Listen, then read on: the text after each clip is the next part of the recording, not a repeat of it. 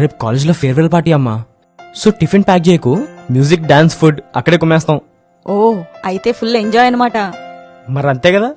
ఇంకా next final exams కాబట్టి రేపు ఫేర్వెల్ పార్టీ అయ్యాక మీ టీచర్స్ కాళ్ళకి దండం పెట్టుకుని వాళ్ళ ఆశీర్వాదం తీసుకో. అబ్బా అమ్మా, ఏమైందిరా?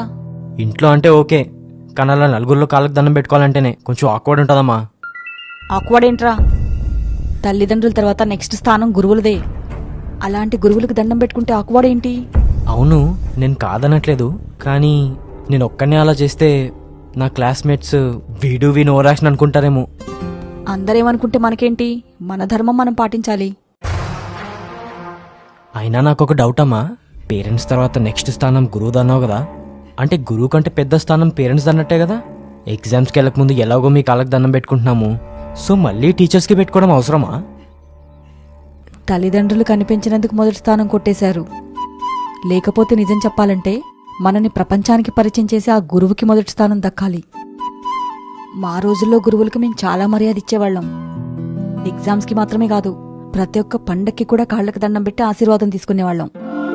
ఇప్పటి జనరేషన్ వాళ్ళకి గురువు అంటే విలువ ఉంటే కదా. కొంతమంది బుద్ధి లేని సినిమా డైరెక్టర్లు వాళ్ళ సినిమాల్లో లెక్చరర్స్ స్టూడెంట్లు ఆట పట్టించడం ఒక ట్రెండ్గా చూపించారు. ఆ సినిమాల ప్రభావమే ఈరోజు యువత చెడిపోవడానికి